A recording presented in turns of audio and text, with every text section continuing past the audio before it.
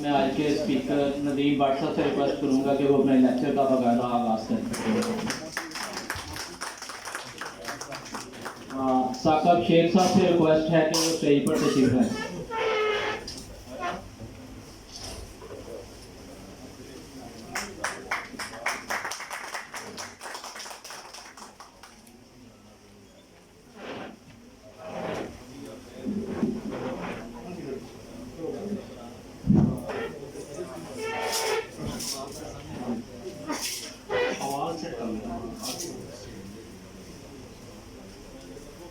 इसको एक तो फुल करो और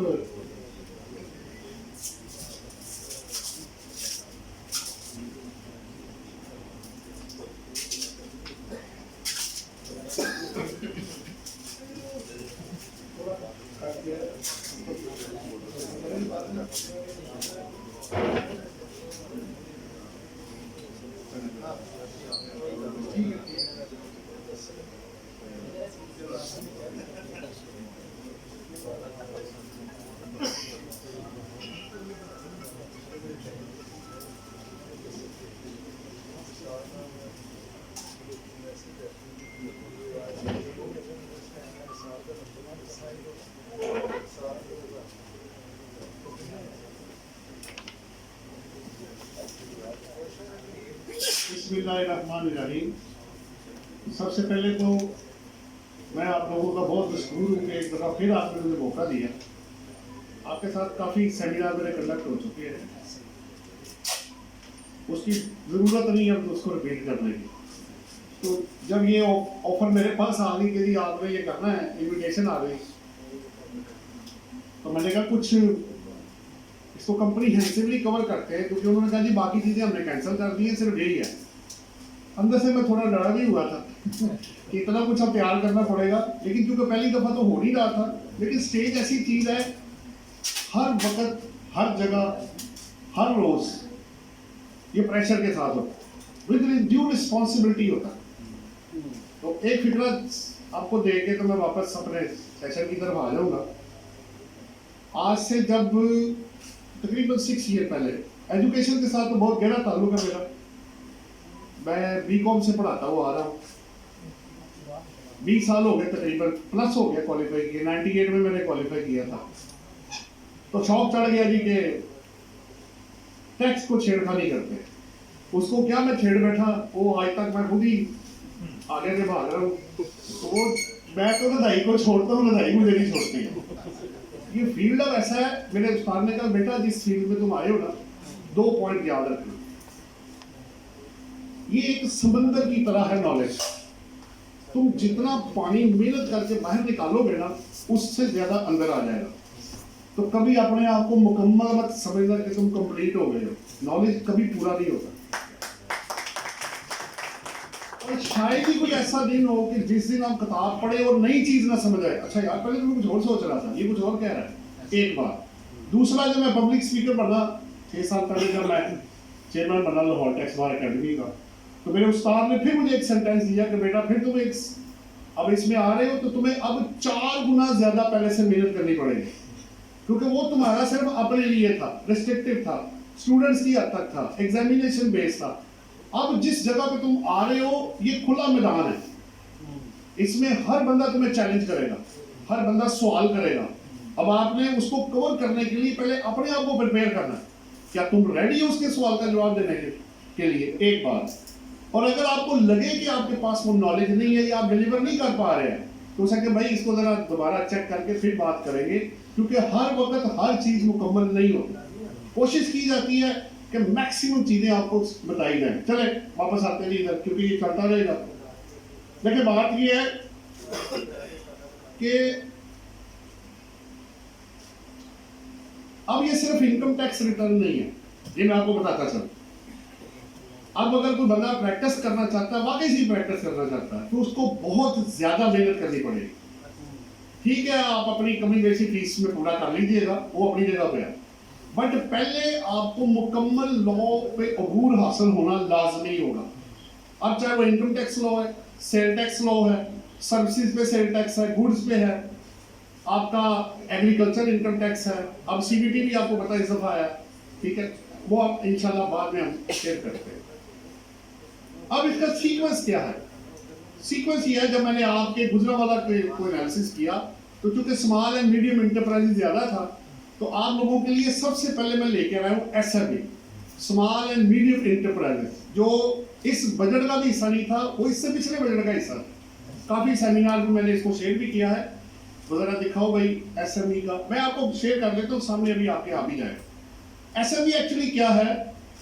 अगर आप मैन्युफैक्चरर हैं और आपकी टर्नओवर एज पर अकाउंट्स ऑडिटेड या unaudited accounts without sale tax के अगर वो 250 मिलियन से ज्यादा नहीं है, तो आप एसएमई का बेनिफिट उठा सकते हैं। इसकी रिटर्न सेपरेट है। अब करना क्या है मुझे उसके अंदर जाके? मुझे उसके अंदर जाके एक रिटर्न फाइल करनी है। पहले दो कंडीशन मेट करनी है। क्या आप मैन्युफैक्चरर के तौर पर रजिस्टर्ड है? नंबर 2, क्या आपकी एनुअल, अगर एक भी कंडीशन मेट ना हुई तो आपको ये बेनिफिट अवेलेबल नहीं होगा। एक बात। अच्छा, मुझे फायदा क्या? क्या कहानी सुना रहे हैं आप मुझे? अंदर आके मैं करूं क्या? आपने एक्चुअली ये कोरोना वायरस जब आया था ना, उस वक्त ये ऐड किया गया था सेक्शन। अब इसका नाम देखेंगे तो आधा मसला आपका हल हो जाएगा। Small and medium enterprises. Small category वो है, कैटेगरी 1, अगर आपकी टर्नओवर 100 मिलियन तक है आप स्मॉल एंटरप्राइजेस में आएंगे, अगर आप मैन्युफैक्चरर हुए तो, नंबर 1। और अगर आपकी टर्नओवर 100 मिलियन से एक्सीड कर गई है बट 250 मिलियन से कम है, बराबर है या कम है, तो तब फिर आप चले जाएंगे मीडियम एंटरप्राइजेस। अब ये दो कैटेगरी बना के आप करना क्या चाह रहे हैं? रेट आपके सामने देखिए, 0.25% है जो सेल का आपने पे करना है, सिर्फ 0.25। इवन के स्टैंडर्ड रेट इस वक्त 1.25% है, और रिड्यूस भी है, 0.75 भी है, 0.5 भी है। डिफरेंट कैटेगरीज पे डिफरेंट रेट्स लगाए गए हैं। 113 सेक्शन आप बेहतर जानते हैं। तो अगर मैं कैटेगरी 1 में ना आया तो कैटेगरी 2 में जाके डबल हो जाएगा, 0.25 0.5 हो जाएगा। तो मुझे आपकी टर्नओवर का 0.25% या 0.5% पे करना है, एंड दैट्स ऑल। मेरी लायबिलिटी डिस्चार्ज। हाँ, एक और बेनिफिट, क्या ये मेरे अदरवाइज जो टैक्सेस कटे हुए हैं उनके अगेंस्ट एडजस्ट होगा या मुझे पेमेंट करनी पड़ेगी? जैसे मिनिस्ट्री में होता है कि आपको वो एडजस्टमेंट नहीं देते। आपको पता होगा 18-19 की जो मिनिस्ट्री आई थी, पेमेंट करना लाजमी था। आपके रिफंड पड़े या नहीं पड़े हैं, इररिस्पेक्टिव ऑफ दैट, उसकी पेमेंट लाजमी। इसमें ऐसे नहीं है। अगर आपकी अदरवाइज टैक्सेस कटे हुए हैं, इलेक्ट्रिसिटी पे, टेलीफोन पे, सप्लाईज पे, गाड़ियों पे, प्रॉपर्टी पे, कैश विड्रॉल पे, जहां जहां एप्लीकेबल है, तो वो आप एडजस्टमेंट भी इसके अगेंस्ट ले सकते हैं। तो इससे बड़ा अच्छा और भी है, खाली एक नहीं है, बेनिफिट भी बेनिफिट्स है, फायदे हैं जनाब, लाइन लगी हुई है। पहला क्या, रिड्यूस रेट आपने पे करना है। दूसरा, एडजस्टमेंट आपको मिल जाएगी। तीसरा, 3 साल तक ऐसा ही है, अब आप बाहर नहीं निकलेंगे। हाँ, अगर आपकी टर्नओवर अगले दूसरे या तीसरे साल में जाके इस लिमिट से बढ़ जाती है, यानी 250 मिलियन से आप ऊपर चले जाते हैं, या आप मैन्युफैक्चरर नहीं रहते, तो उस सूरत में फिर आप उस साल में वो बेनिफिट अवेल नहीं कर पाएंगे। अच्छा, और क्या फायदा? अगर मेरी सेल पे टैक्स कटा हुआ है 4.5%, 4%, तो वो मिनिमम टैक्स नहीं कंसिडर होगा, ये वाला टैक्स बाहर आएगा, ये उसके अगेंस्ट एडजस्ट होगा। फर्ज करें मेरा 4.5% कटा हुआ है, मैंने 0.5% पे किया है, तो 4% रिफंड मांग लो भाई, और क्या चाहिए आपको? अच्छा, फिर और भी सुने, फायदे ही फायदे हैं इसमें। तो कोई बंदा बहुत ही लो ग्रेड का आदमी होगा या जिसको पता ही नहीं होगा, वो इसको इग्नोर कर सकता है। अदरवाइज फायदे ही फायदे हैं। आपको 177 में ऑडिट नहीं होगा, आपका 214C में भी ऑडिट नहीं होगा। दो बातें होगी। आप एक्सपोर्ट करेंगे तो उसको भी वही रेट लगेगा जो लोकल सेल को लगेगा, यानी ये वाला। यानी फायदों की एक लिस्ट पीछे ऐड हो गई है कि ये लास्ट ईयर ये बजट आया, इससे पिछले बजट में ये आया था, तो वो पहला साल था। आप अभी भी इसको अवेल कर सकते हैं। इसकी रिटर्न अब आप जब पोर्टल पे जाएंगे तो सेपरेटली उन्होंने डाली हुई है, जो स्मॉल एंड मीडियम एंटरप्राइजेस की है, लिखा हुआ साथ के जिसकी टर्नओवर 250 मिलियन से ज्यादा नहीं होगी। आप सिंपली वो फाइल करें, अब उसमें एक दो प्रॉब्लम है प्रैक्टिकल, वो मैं आपसे शेयर कर देता हूँ। इस रिटर्न के साथ वेल्थ स्टेटमेंट का कोई जिक्र नहीं है। अच्छा, इसके अलावा अगर मेरी कोई इनकम है, बिजनेस के अलावा प्रॉपर्टी इनकम है या सैलरी इनकम है, वो इसके अंदर नहीं है, क्योंकि एक वक्त में एक ही रिटर्न आप फाइल कर सकते हैं। अगर आपने एसएमई रिटर्न फाइल की तो दूसरी बंद हो जाएगी, दूसरी नहीं जाएगी। अब मैं उधर क्या करूं फिर जाके? मेरी अगर सैलरी इनकम भी है, मैं बिजनेस भी कर रहा हूं, मैं एसएमई में भी आता हूं, मेरी प्रॉपर्टी इनकम भी आ रही, मेरा कैपिटल गेन भी आ रहा है, मेरी इनकम फ्रॉम अदर सोर्सेज भी है, फिर मैं क्या करूं? तो फिर मैंने हल ये निकाला है कि आप उसका टैक्स अपनी कंप्यूटेशन बना ले, उसका टैक्स विद रिटर्न जमा करा दें या लेटर मार्क कर दें, क्योंकि इसमें वो फैसिलिटी अवेलेबल नहीं है दूसरी इनकम को कवर करने की, तो इसलिए उसका टैक्स, आपको पैसा चाहिए ना जनाब, तो दे देते हैं पैसा। या तो मुझे रिटर्न में आप कॉलम दे दें या मुझसे पैसे ले लें, या दोनों ही ले लें, मुझे कोई प्रॉब्लम नहीं है। तो अपनी रिस्पॉन्सिबिलिटी डिस्चार्ज करें जितनी भी इनकम आपने कमाई है।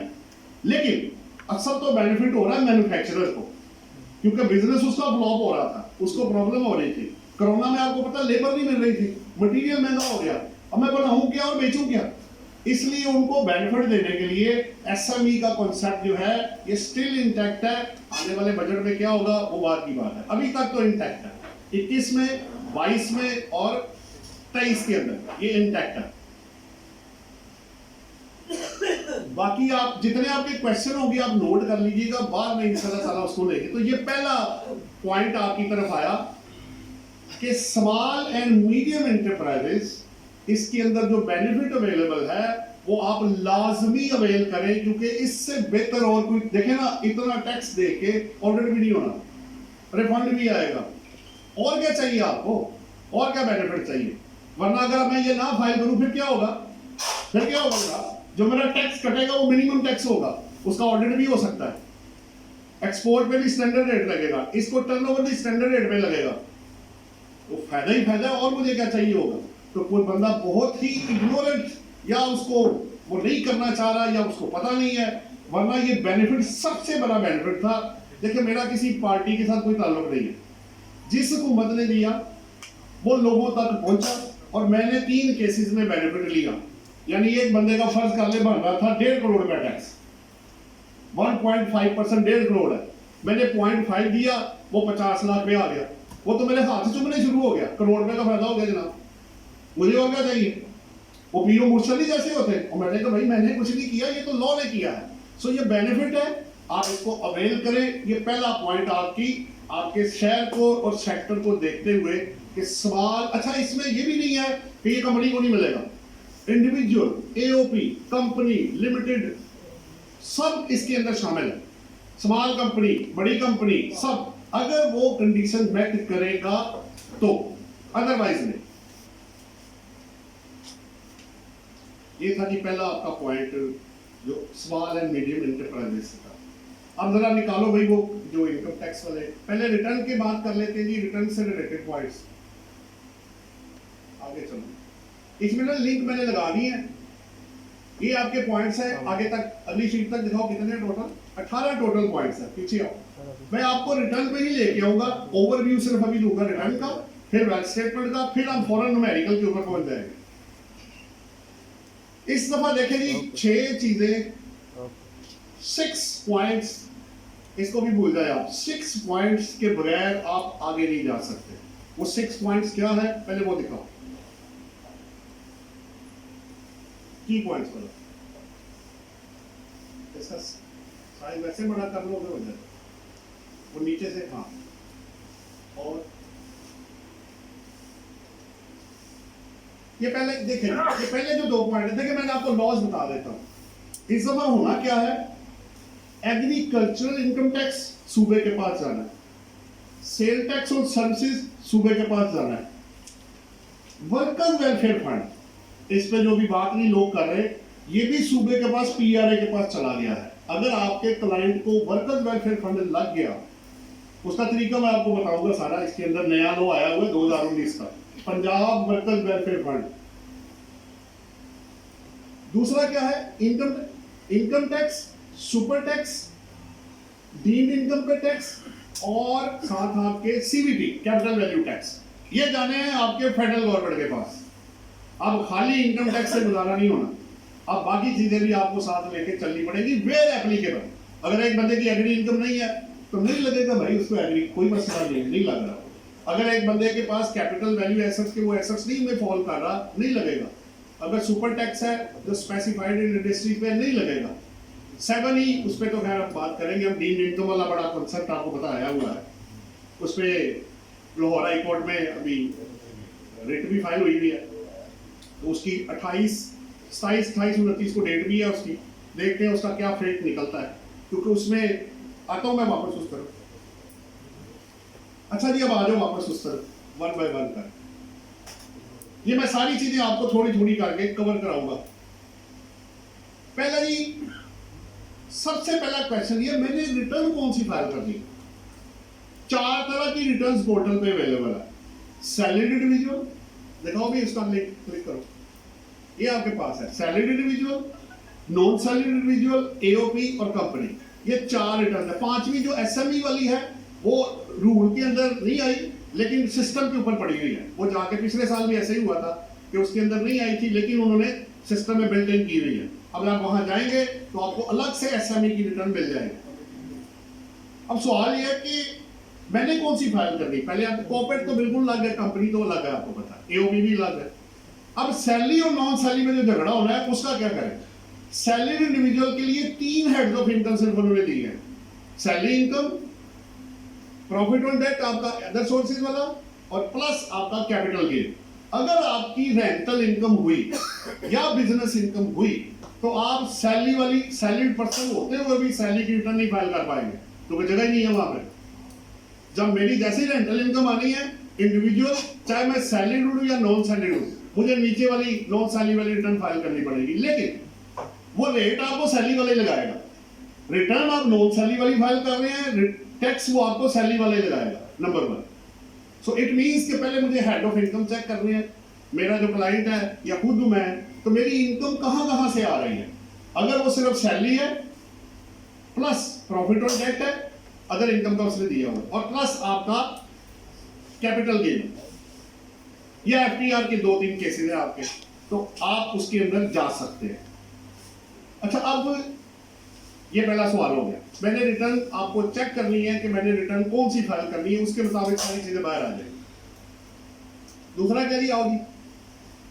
अब चूंकि रिटर्न आपको पता है 1 जुलाई को उन्होंने अपलोड कर दी थी, आल्दो बीच में कुछ एरर्स है, मैं बाद में आपको बताऊंगा, लेकिन इस वक्त 30 सितंबर लास्ट डेट है रिटर्न फाइल करने की।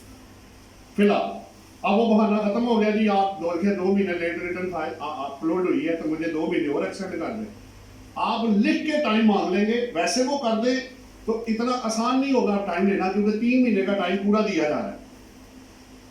दूसरा दिखाओ जी, अब अगर आपने हेड्स ऑफ इनकम डालने हैं तो बेसिस क्या? देखिए, मैंने कोई भी इनकम अकाउंट फॉर करनी है, तनख्वाह हो गई, प्रॉपर्टी इनकम हो गई, 5 हेड्स ऑफ इनकम है, आपके सामने लिस्ट पड़ी हुई है। इसके बेसिस क्या रिकॉर्ड करने के रिटर्न में, कैसे मैं उसको डालूं?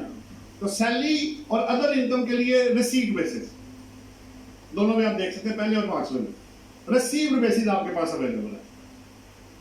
Property income accrual basis, business income company के लिए अक्रूवल, और अदरवाइज दोनों ऑप्शन, दोनों में से कोई भी सिलेक्ट कर लें। और कैपिटल गेन उसके सेक्शन 37 में लिखा हुआ है, और disposal of asset whether amount received और नॉट, अगर डिस्पोजल हो गई तो आपने उसको रिटर्न में ऑफर कर देना। ये आपके 5 हेड्स के बेसिस। नेक्स्ट क्वेश्चन क्या है जी? एक और पॉइंट बड़ा इंपॉर्टेंट है, कभी भी डायरेक्टली रिटर्न फीड ना करें। अपनी कंप्यूटेशन पहले बनाएं, टैक्सेबल इनकम निकालें, उस पर टैक्स लायबिलिटी निकालें, टैक्स क्रेडिट लें, रिडक्शन लें, पेमेंट्स लें, सारा कुछ कैलकुलेट कर लें, फिर उसको फीड करें। रिटर्न को आप ज्यादा हवा ना बनाएं, it is just a form with incomplete particulars. ये भी बताता चलो मैं आपको, वहां पर्टिकुलर्स पूरे नहीं होने। जैसे एक मिसाल बना देता हूं, अगर मैं आपको कहूं कि आपके पास 4 कंपनियों के शेयर है, आपने सेल परचेज की है, तो उससे जो गेन या लॉस है निकाले आप, तो वहां सिर्फ एक लाइन लिखी हुई है, गेन और loss on disposal of asset, बस। वो ब्रेकअप नहीं है उसके अंदर, वो सिक्योरिटीज का है। सारा ब्रेकअप आपके पास है, आपने ब्रेकअप बनाना है, आपने कैलकुलेशन करनी है, आपने देखना कॉस्ट कितनी माइनस होनी है। आपने देखना एग्जम्पशन कितनी मिल रही है, आपने बताना कि रेट क्या चार्ज होना है। लेकिन कुछ जगहों पे उन्होंने चीजें फिक्स कर दी हैं, उसकी पावर आपको नहीं दी। मसलन जब आप इसमें फिक्स एसेट ऐड करेंगे WDV, तो रेट ऑफ डेप्रिसिएशन वो आपको नहीं देगा। अगर मैं सैलरी 20 लाख डाल देता हूं, वो टैक्स खुद ही बना लेगा, वो आपको नहीं बनाने देगा। क्योंकि उनको पता लग गया कि लोग क्या करते हैं कि कैलकुलेशन सही नहीं करते और बाद में कहते हैं मुझे पता नहीं लगा जनाब, अब इनकम 20 लाख और टैक्स 4,000, ये कैसे हो गया भाई? तो वो रिटर्न के अंदर उन्होंने कुछ चीजें रिजिड कर दी है, और टैक्स क्रेडिट जब आप लेने जाएंगे, आप अमाउंट डालेंगे, वो आपको हर तरह का क्रेडिट नहीं देगा। जो लॉ कहेगा उसके मुताबिक उसने कैलकुलेशन कर लेनी। और इवन अदरवाइज अगर आप कोई अमाउंट गलत डाल देते हैं तो कल को 122 सेक्शन अवेलेबल है अमेंडमेंट एंड असेसमेंट के लिए, और टोटल ऑडिट के 170 और 284 अवेलेबल है। वो आपको पूछ सकते हैं भाई ये कहां से आया, 3 पॉइंट आपके हो, चौथा निकालो जी। अब सैलरी के लिए ये 3 चीजों का पता होना लाजमी, एम्प्लॉयर, एम्प्लॉई और एम्प्लॉयमेंट। ये बड़ा क्रूशियल पॉइंट है। अब ये कैसे पता चलता है कि बंदा तनख्वाह ले रहा है? एम्प्लॉयमेंट का एग्रीमेंट ये बताएगा। देखें, आप लोग जब किसी बंदे की रिटर्न फाइल करते हैं तो क्या आप लोग एम्प्लॉई है उसके? नहीं, हम तो एम्प्लॉई नहीं है भाई, हम तो कंसल्टेंट है, हम तो फी चार्ज कर रहे हैं। तो मेरी इनकम किधर जाएगी? बिजनेस इनकम में। अगर मैं एज ए एम्प्लॉई उनकी रिटर्न फाइल कर रहा हूं, अंदर ही बैठा हूं, अकाउंट्स भी मेंटेन कर रहा हूं, तो फिर मुझे क्या मिलेगा? तनख्वाह मिलेगी जनाब। सो ये डिफरेंशिएट करना जरूरी होता है कि जिस बंदे को पैसे दिए जा रहे हैं ये तनख्वाह है या बिजनेस इनकम है उसकी। क्योंकि आपको पता है कि पेमेंट करते वक्त सैलरी के ऊपर 149 सेक्शन लगता है और गुड सर्विसेज और कॉन्ट्रैक्ट पे 153 सेक्शन लगता है रेजिडेंट को पेमेंट्स करने के लिए। अब आगे आओ, आपके MPs, MNA, इवन के प्रेसिडेंट ऑफ पाकिस्तान भी, they are employee of the state, मालक नहीं है भाई।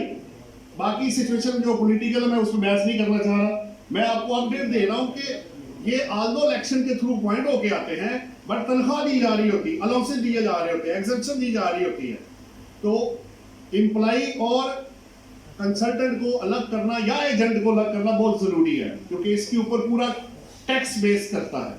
उसकी एक वजह भी है, आप सैलरी के गेस एक्सपेंसेस नहीं माइनस कर सकते। अगर मैं कंसल्टेंट हूं तो मैं अपनी rent, travelling and conveyance, entertainment, depreciation, salaries, printing and stationery, line लगी हुई है, मैं एक्सपेंसिव माइनस, ऑडिट फी कुछ भी है मैं एक्सपेंसिव उससे रिलेटेड माइनस कर सकता हूं। तनख्वाह वाला किधर जाए भाई? जो आया है उसमें से एग्जम्पशन माइनस कर लो, बाकी पे तुम्हें टैक्स लगेगा और डिडक्शन वगैरह ले लो आप। नेक्स्ट दिखाओ जी। अगर आप बेस्ट टैक्स प्लानिंग करना चाह रहे हैं, ओवरऑल व्यू भी मैं दे रहा हूं आपको। मैंने एग्जांपल्स भी आपके लिए 2 बनाई है, एक सैलरी और एक नॉन सैलरी वाली, वो बाद में मैं आपको दिखाता हूं, और उसको मैंने फील्ड भी कर दिया रिटर्न के अंदर। आप एग्जम्पशन जितनी मैक्सिमम अवेलेबल है, जैसे अभी मैं बात करूं तो आपके पास मेडिकल अलाउंस 10% तक एग्जम्प्ट है basic salary, 139 clause second schedule part 1।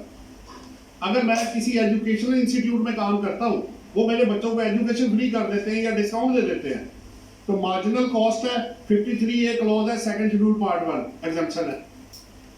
So hotel, educational institute और मेडिकल, आपका जो है हॉस्पिटल या क्लिनिक, वहां अगर कोई बंदा काम करेगा और वो जो आपको बेनिफिट देंगे वो एग्जेम्प्ट फ्रॉम टैक्स है, तो उसका बेनिफिट आप ले सकते हैं। डिडक्टेबल अलाउंसेस अभी आपको नजर भी आएंगे, ज़कात, वैसे तो WPPF भी है, वर्कर्स वेलफेयर फंड, एजुकेशन के एक्सपेंसेस और प्रॉफिट ऑन डेट, उसके ऊपर आप अपनी टोटल इनकम में से माइनस कर सकते हैं डिडक्टेबल अलाउंसेस। आपकी रिटर्न के अंदर पूरा एक एनेक्सर इसका बना हुआ है, अभी दिखाता हूं मैं आपको। टैक्स क्रेडिट 61 से लेके 65 ऑनवर्ड, 65 जिसमें आपको मिल सकता है, डोनेशन है, हेल्थ इंश्योरेंस है, लाइफ इंश्योरेंस है, कंट्रीब्यूशन टू प्रूफ फंड है, जो भी क्रेडिट्स आपके अवेलेबल है वो मैक्सिमम अवेल करें। फिर जो टैक्स मैं पेड करूंगा मुझे उसका क्रेडिट भी चाहिए जनाब, जो मैंने पेड किया है, चाहे वो मोबाइल में है, टेलीफोन के अंदर है, गाड़ियों में, वो मैंने आपको पहले मिसालें दी। और इसके अलावा एक रिफंड का इशू आपको पता है कि इस दफा जो आ रहा है, जब SRO फाइनल हुआ, रूल का रिटर्न का फॉर्मेट आया, उन चारों रिटर्न्स के अंदर इनकम टैक्स के रिफंड की रो अवेलेबल थी। जैसे ही वो ऑनलाइन अपलोड हुआ, वो चारों रोज वहां से फारग हो गए। इसका मतलब ये है कि अब आपको प्रीसीडिंग टैक्स ईयर की रिफंड की एडजस्टमेंट रिटर्न में नहीं मिलेगी। अब आपको वहां जाके 170 में एप्लीकेशन दे के रिफंड क्रिएट कराना पड़ेगा। तो जब वो आपका रिफंड क्रिएट होगा तब आप एडजस्टमेंट कर सकते हैं, वरना रिटर्न में प्रीसीडिंग रिफंड खत्म हो गया। अब ये इशू पेंडिंग चल रहा है, हमने रिक्वेस्ट फॉरवर्ड की है कि जनाब इसको इंटैक्ट करें। अब उनका सेंटेंस ये है कि जनाब एक बंदा फेक रिफंड क्लेम कर रहा है, ना उसकी इनकम है ना उसके पास सीपीआर है, वो कहता है मुझे 10 लाख मेरा वापस करो। तो आप फ्रॉड करके भी एंजॉय करें और हम रॉ डिलीट करके भी क्रिटिसिज्म में आ जाए। अब पहले रिफंड क्रिएट कराओ, फिर एडजस्टमेंट मिलेगी आप। तो उनको तो इस वक्त चढ़ी ये तापसी की बात है, ये गुस्सा चढ़ा है। अब कभी ऐसे नहीं हुआ कि एसआरओ के अंदर एक चीज आई हो, रूल के अंदर आई हो, पता लगे जब अपलोड हो तो अंदर से गायब हो जाए। ये भी इस पे जजमेंट्स आई हुई है कि कोई भी रिटर्न, कोई भी रूल या रेगुलेशन लॉ के अगेंस्ट नहीं बनाया जा सकता। वो अलग बात है, लेकिन चूंकि आर्गुमेंट उनका इतना मजबूत है कि जो जेन्युइन होगा उसी को दिया जाए। चले आगे होगी। नेक्स्ट है रेजिडेंशियल स्टेटस। आपने एट्रीब्यूट का इसमें होता है आपका जो बॉक्स है, उसके अंदर जाके आपने क्लिक करना है कि आपका टैक्स पेयर रेजिडेंट है कि नॉन रेजिडेंट है। आपको पता है जो रेजिडेंट है, अगर आप रेजिडेंट इंडिविजुअल को टिक कर देंगे तो वेल्थ स्टेटमेंट को फाइल करना लाजमी है, उसके बगैर वेल्थ स्टेटमेंट नहीं जा सकते। अगर आप उसको नॉन रेजिडेंट कर देंगे तो विदाउट वेल्थ स्टेटमेंट आप फाइल कर सकते हैं, लेकिन आप बना के रख ले, क्योंकि कमिश्नर इंडियन रेवेन्यू के पास पावर है 116 सेक्शन में कि वो आपसे फिर भी वेल्थ स्टेटमेंट नॉन रेजिडेंट से मांग सकते हैं। हमारे जितने नॉन रेजिडेंट क्लाइंट्स हैं, हम सब की साथ साथ बना के रख लेते हैं, और एक दो केसेस में उन्होंने मांगी भी और हमने उनको दी भी है। फाइल ना करना एक अलग चीज है और लीगली आपसे मांग लेना एक अलग चीज है, ये दोनों अलग अलग है। अब आप ये प्ली नहीं लेंगे जनाब चूंकि आपने वो फाइल ही नहीं करवाई तो ना मांगे मुझसे, वो एक अलग चीज है। आपको छूट दी गई कि ना फाइल करें, बट इसका ये मतलब नहीं है कि वो अपनी पावर आपको दे चुके कि आप कल को देंगे नहीं मुझे। बाकी 182 दिन अगर 182 डेज और मोर आपके सामने है, अगर पाकिस्तान में बंदा है तो रेजिडेंट है। तो अब जब ये रेजिडेंट को क्लिक कर देते हैं, तो वेल्थ स्टेटमेंट प्लस एक चीज और, रेजिडेंट पे सेक्शन 11, 5 और 6 ये कहते हैं कि रेजिडेंट जो बंदा होगा अपनी वर्ल्ड इनकम पे टैक्स पे करेगा, यानी Pakistan source income plus foreign source income. तो नॉन रेजिडेंट क्या करेगा? उसकी बाकी इनकम के साथ आपका क्या ताल्लुक पाकिस्तान का आपके साथ? इसलिए नॉन रेजिडेंट की सिर्फ वो इनकम जो पाकिस्तान में वो कमाएगा, टू दैट एक्सटेंट ही वो टैक्स पे करेगा, क्योंकि सेक्शन जो आपका शुरू होता है, शुरू में जो एक्सटेंट वो बताता है, वो बताता है कि it extend to whole entire Pakistan के अंदर है। तो जनाब साउथ अफ्रीका में अगर बंदा इनकम कमा रहा है उधर ही रह रहा है तो आपके जुरिस्डिक्शन में नहीं वो आता, उसको कैसे आप सवाल कर सकते हैं? वो पूछे साउथ अफ्रीका वाला जो मर्जी करे। तो रेजिडेंट और नॉन रेजिडेंट क्लियर होना बहुत जरूरी है। नेक्स्ट, सैलरी में कुछ स्पेसिफिक सेक्शन है, वो मैं डिटेल आपको बाद में 12 से लेके 12, 13, 14 आपको पता है सैलरी है, 13 आपके परक्विजिट्स है और 14 एम्प्लॉय शेयर स्कीम है। वो मैं जब रिटर्न आपको दिखाऊंगा उसके अंदर आपको कवर कर दूंगा। एक मैं पॉइंट आपसे शेयर करता चलूं, सैलरी के अंदर जैसे हेड ऑफ इनकम 5 है, ये देखने में 5 है पर टेक्निकली सारे ही हैं। आप सारे मिलकर सोचो, सारे कोई इनकम आप सोचे, आप इन 5 हेड से बाहर नहीं जा सकते। सोच रहे, जो पहले 4 हेड्स में नहीं आएगा वो ऑटोमेटिक 5वें में आ जाएगा। बिजनेस आपका लपेट दिया उन्होंने बिजनेस इनकम में, एम्प्लॉई आपके सैलरी में चले गए, रेंट आपका उससे चला गया, कैपिटल एसेट उधर चले गए, जो बाकी बचे वो फिफ्थ में आ गया। तो बचा क्या भाई? फकीर की इनकम भी चार्जेबल टू टैक्स है, ये मैं बताता चलो। अगर वो 4 लाख रुपए से ज्यादा है तो वो टैक्स पे करेगा। स्मगलिंग की इनकम टैक्सेबल है, इनकम लीगल और इलीगल नहीं है वहां पे। Income means income. वो अलग बात है कि एजेंसी पीछे पड़ जाएगी कि भाई तुम इलीगल काम कर रहे हो, इधर आके जरा जवाब दो, पूरी कॉन्फिस्केट करेंगे, सजा देंगे, वो एक अलग चीज है। और एंटी मनी लॉन्ड्रिंग का लॉ आपको पता आया हुआ है, बड़ा सख्त है वो। अगर कोई बंदा जवाब नहीं देगा तो उस पर फॉल करेगा, जिसपे सेमिनार भी आपका मैरियन होटल में हुआ था। तो जरा अपनी एंट्रीज को ध्यान से चेक कर लीजिएगा, जितना पैसा वो फलूदे वाले का अकाउंट ना निकला है, बाद में वो माफिया मांगे जनाब वो तो ये मेरा है ही नहीं, फिर उसको साबित करने में कितनी देर लगेगी। इसलिए जितना पैसा आपके अकाउंट में आएगा और निकलेगा उसका हिसाब क्लियर रखिएगा, ठीक है। एक बात, चाहे वो डेबिट है चाहे वो क्रेडिट है, टैक्स लगाना एक अलग बात है और इनकम का लीगल होना एक अलग बात है। अगर आपके अकाउंट में 4 करोड़ आ गया, उन्होंने आपको डीम्ड इनकम बना के टैक्स लगा दिया, तो इसका ये मतलब नहीं है कि ये लीगल हो गया है। वो एंटी मनी लॉन्ड्रिंग वाले अगर 1 करोड़ से ज्यादा का टैक्स हो तो उससे ये पूछ सकते हैं कि तुम्हारे पास पैसा कहां से आया, वरना उसकी सजा बहुत ज्यादा है। वो आप जब एंटी मनी लॉन्ड्रिंग देखेंगे, करोड़ रुपया प्लस और 2 साल के पता नहीं कितनी सजा है उसकी, बड़ी सीवियर किस्म की पनिशमेंट है उस चीज की। तो खुला खाता तो जरा बंद हो गया, इसलिए जरा आंखें कान और दिमाग खुले रखिएगा। इस दफा जो होना है ना, वो उन्होंने जिस तरह वो पैसे इकट्ठे कर रहे हैं, जो कुछ हो रहा है वो बड़ा पढ़ी लिखी बात है। तो पुराना वक्त अब खत्म हो गया, अब सिस्टमेटिक दौर है। अब मशीन फौरन ही बता देती है इस बंदे ने रिटर्न फाइल की कि नहीं की, और क्या डिक्लेयर किया और क्या नहीं किया। नेक्स्ट दिखाओ जी।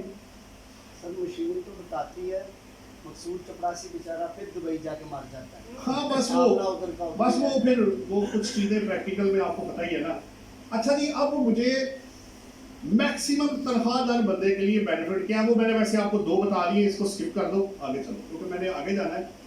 ये डिडक्टेबल लॉसेस भी वही है जो आपके उधर भी पड़े हुए हैं। 60 है ज़कात है, ज़कात अंडर दी ज़कात एंड उशर, डिटेल में आपसे शेयर करूंगा न्यूमेरिकल के अंदर। ये डिडक्टेबल लॉसेस है, इसका बेनिफिट आप कैसे उठाएंगे ये मैं आपको उसकी एग्जांपल के अंदर जाके बताऊंगा। आगे चलो। फिर उसके बाद आपके पास क्या है, सैलरी में जी 2-3 चीजें। सैलरी के अगेंस्ट मैंने अभी आपको बताया कोई एक्सपेंस आप माइनस नहीं कर सकते। मसलन मैं अगर दफ्तर जाता हूं, जॉब करता हूं कहीं, इवन कि जो मैं पेट्रोल आने जाने पे खर्च करता हूं मैं वो भी लेस नहीं कर सकता। क्यों? क्योंकि 12 सबसेक्शन 4 ये कहता है इनकम टैक्स ऑर्डिनेंस का कि आप सैलरी के अगेंस्ट एक्सपेंसेस माइनस ही नहीं कर सकते। अच्छा अगर दे दें तो क्या होगा, ये भी एक सवाल है। तो फिर वो टैक्स देगा। जिसका 1 करोड़ होगा सैलरी इनकम हो गया जी मेरे तो खर्चे 2 करोड़ के, मैं क्यों टैक्स दूं। जिसको 5 करोड़ मिल रहा होगा वो कहेगा जी मेरे तो खर्चे 6 करोड़ के, मैं क्यों टैक्स दूं। बल्कि एक बंदा आ गया था मेरे पास, उसने कहा जी यही सवाल लेके, उन्होंने कहा जी मेरी इनकम 60 लाख है और खर्चे मेरे 70 लाख के हैं, तो मैं एग्जेम्प्ट हो गया, यानी फिर मैं तनख्वाह पर टैक्स ना दूं। मैंने कहा जी भाई ऐसे नहीं है, आप सैलरी के अगेंस्ट एक्सपेंसेस माइनस नहीं कर सकते। अगर लॉ अलाउ करता तो आप माइनस कर लेते, क्योंकि वो लॉ नहीं कर रहा इसलिए आप इसको माइनस नहीं करेंगे। आपको ग्रॉस के ऊपर एग्जेम्पशन माइनस करके फिर टैक्स देना पड़ेगा। फिर आप सैलरी के अगेंस्ट लॉस भी एडजस्ट नहीं कर सकते। मसलन मेरी सैलरी इनकम है 20 लाख रुपए, मुझे बिजनेस लॉस जो हुआ है वो है 30 लाख रुपए। अब टेक्निकली इनको एडजस्ट होना चाहिए आपस में, लेकिन 56 सेक्शन ये कहता है कि आप सैलरी इनकम के अगेंस्ट कोई भी लॉस एडजस्ट नहीं कर सकते। आपको रिटर्न जब फीड करेंगे ना वो 20 लाख पे ऑटोमेटिक टैक्स बना देगा। आपने एडजस्ट क्यों नहीं किया? क्योंकि बाय वर्च्यू ऑफ लॉ वो 56 सेक्शन की ऑलरेडी उसमें जो बिल्ट इन सिस्टम है वो बिल्ड कर चुके हैं, वो ऑटोमेटिक 20 लाख पे टैक्स लगा देगा आपको। तो सैलरी के अगेंस्ट आप लॉस, कोई भी लॉस, चाहे वो कैपिटल लॉस है, बिजनेस लॉस है, अदर इनकम का लॉस है, आप उसके या प्रॉपर्टी इनकम का लॉस है, आप उसके अगेंस्ट एडजस्ट नहीं कर सकते। प्लस होगा तो ऐड होगा, नेगेटिव हुआ तो इग्नोर हो जाएगा, सीधी सी बात है। आगे चलो जी, अगले पेज पे शायद ये 3 चीजें जी। इसमें एक देखिए 3 टर्म जेल में रखिएगा, मैं ओवरव्यू दे रहा हूं ताकि टाइम आपका एंड पे मैनेजेबल करूं। Income, total income and taxable income, ये तीनों चीजें उन्होंने आपसे लेनी है। ये जितना कुछ मैंने आपको दिखाया है ना, ये सब कुछ रिटर्न के अंदर अवेलेबल है। डिडक्टेबल अलाउंस भी अवेलेबल है, टैक्स क्रेडिट भी अवेलेबल है, रिडक्शन भी अवेलेबल है, ग्रॉस इनकम भी अवेलेबल है, एग्जेम्प्ट इनकम भी अवेलेबल है और टैक्सेबल भी इनकम उसके अंदर अवेलेबल है। ये सब कुछ रिटर्न का हिस्सा है। तो return is just a document, उसके पीछे पूरा लॉ ऑपरेट हो रहा है, उसको ऑपरेट कर रहा है पीछे से। अब इनकम क्या है? अब मैं पैसे कहां से कमा सकता हूं? जो उन्होंने लॉ में कहा जी आप नॉर्मल टैक्स रेजिम से इनकम कमा ले, फाइनल टैक्स रेजिम से इनकम कमा ले, डीम्ड इनकम कमा ले, है नहीं। जैसे अभी डीम्ड इनकम पे प्रॉपर्टी पे जो आपका कैपिटल एसेट पे आया टैक्स, और चौथा आपका लॉस ऑफ इनकम। अगर आपको कोई लॉस हो गया है किसी हेड से, बिजनेस में लॉस भी हो जाता है। अगर इनकम खर्चे ज्यादा हो गए, इनकम कम है, लॉस हो सकता है। लॉस ऑफ इनकम भी इनकम में शामिल है, क्योंकि उसने माइनस होना होता है सैलरी को निकाल के। जहां लॉ आपको एडजस्टमेंट देगा आप करेंगे, वरना आप नहीं करेंगे। इनकम के बाद आगे दिखाओ, ये बड़ा इंटरेस्टिंग है। नहीं उधर ही था, उधर अगली स्लाइड थी उसकी।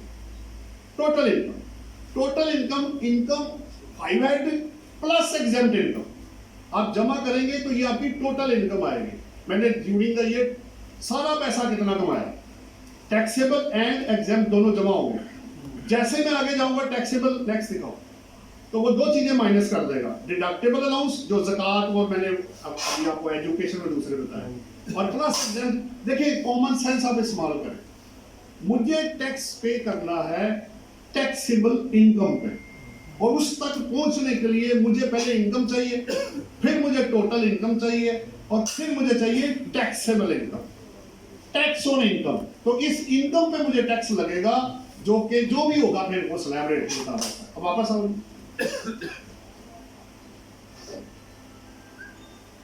अब रेट्स थी, आपको पता है रेट्स अवेलेबल है आपको दिखाने के लिए। सिर्फ 6 लाख रुपए तक सैलरी के लिए 0% है, और आगे जाएंगे अगली शीट पे दिखाओ, अगले पेज। ये लास्ट आपका 35% पे जाता है, जो आपका 75 मिलियन से ज्यादा इनकम होगी। तो स्लैब रेट है जिसमें आपका सैलरी परसेंट फॉल करेगा। एक पॉइंट हो कि सैलरी इंडिविजुअल है कौन? वो बंदा, वो इंडिविजुअल मेल या फीमेल जो अपनी ग्रॉस टैक्सेबल इनकम के 75% से ज्यादा सैलरी इनकम कमा रहा हो, उसको वो सैलरी परसेंट कह रहे हैं। या तो सिर्फ सैलरी हो, या सैलरी इनकम आपकी टोटल टैक्सेबल इनकम के 75% से ज्यादा हो। बराबर या कम हुआ तो आप नॉन सैलरीड इंडिविजुअल बनेंगे। तो फिर क्या होगा? फिर रेट ऑफ टैक्स बढ़ जाएगा। नॉन सैलरीड को टैक्स ज्यादा पे करना पड़ता है। दूसरा चार्ट दिखाओ जी, नॉन सैलरी वाला। उसमें देखें, नॉन सैलरी वाले में 4 लाख में 0% है, उधर 6 लाख में 0 था। इसके 12 मिलियन के ऊपर है जी। देखो 6 मिलियन कितने पे, कितने परसेंट है? 6 मिलियन के ऊपर 35% है। जब आप सैलरी और नॉन सैलरी पर्सन के रेट्स को कंपेयर करेंगे, तो आप सैलरी वाला जो पर्सन होगा या सैलरी इंडिविजुअल, वो कम टैक्स पे करेगा। तो करना भी कम चाहिए ना यार उसको तो इजाफा सैलरी में उस तरह नहीं ना मिलता जिस तरह महंगाई बढ़ती है। अगर पेट्रोल डबल हो गया है तो क्या तनख्वाहें भी डबल हो गई हैं? तनख्वाहें तो डबल नहीं हुई, ट्रैवलिंग क्लेम डबल हो गए होंगे, वो आप ले सकते हैं, लेकिन तनख्वाह उस हिसाब से इंक्रीज नहीं कर रही है। चले, सैलरी और नॉन सैलरी आपके पास आ गया। बाकी एओपी के रेट्स वही है नॉन सैलरी वाले, और कंपनी वाले रेट्स आपको पता है इस वक्त 20% आपका है 23 के लिए, 21% है स्मॉल कंपनी, 29% है नॉर्मल कंपनी, और बैंकिंग कंपनी के लिए आपका 39% इस वक्त, यानी 35 + 4 सुपर टैक्स जी। नेक्स्ट बताओ क्या है? टैक्स रिडक्शन जी। फुल टाइम टीचर और रिसर्चर है, ये बहबूद सर्टिफिकेट है, ये मैं रिटर्न में आपसे शेयर करूंगा। और अगर आपने कैपिटल गेन इमूवेबल प्रॉपर्टी पर कमाया स्पेसिफाइड पर्सन ने, तो एक जगह में 50% एग्जेम्प्ट है और एक में 75% है। ये आप बेनिफिट इसमें अगर आप कंडीशन मेट करेंगे तो ले सकते हैं। आगे दिखाओ। बाकी आपका ये टैक्स क्रेडिट वही है जो मैंने आपको कहे थे, डोनेशन से लेके आगे तक जो आप लॉ के अंदर रहते हुए, ये चार्ट वही है जो रिटर्न के अंदर इलेक्शन बना हुआ, ये एज इट इज वही है। आगे चलो। इसके बाद आप जो टैक्स आपके कटे होंगे वो आप माइनस करेंगे। एडजस्टेबल अलग है और एफटीआर वाला अलग है, ताकि आपकी actual liability as per return या रिफंड या बराबर हो जाए। कुछ भी हो सकता है, हो सकता है आपका टैक्स बराबर हो जाए, हो सकता है आपका टैक्स ज्यादा निकला है, हो सकता है आपका टैक्स कम हो जाए और आपका रिफंड क्रिएट हो जाए। तो ये कुछ ओवरऑल व्यू था जो मैंने आपको रिटर्न से कनेक्टेड, ताकि आपको पहले से पता हो कि रिटर्न के जो खास फीचर्स हैं उसमें क्या क्या है। अब वेल्थ स्टेटमेंट पे करके तो मैं सीधा न्यूमेरिकल के ऊपर आऊंगा। वेल्थ स्टेटमेंट दिखाओ जी। इसके पहले मेन पॉइंट्स दिखाओ। ये कुछ मेन पॉइंट्स है, आप बेसिस जिस तरह उसके पढ़े इस तरह वेल्थ स्टेटमेंट के। पहला, वेल्थ स्टेटमेंट बनाई किस बेस पे जाती है? Actual cost basis. अगर मैंने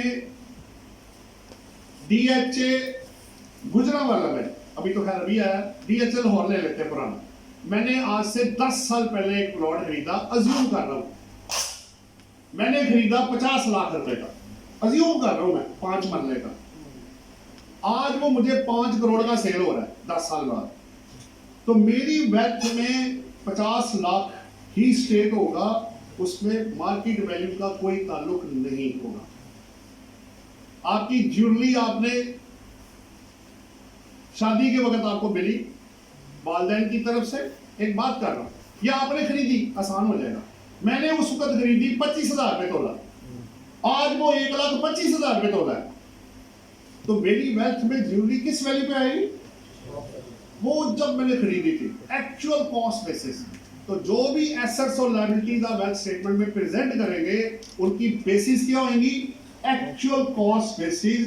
इसको मार्केट वैल्यू से कंपेयर नहीं करना आपने, और ना ही उसको अकाउंट फॉर करके एडजस्ट करना है।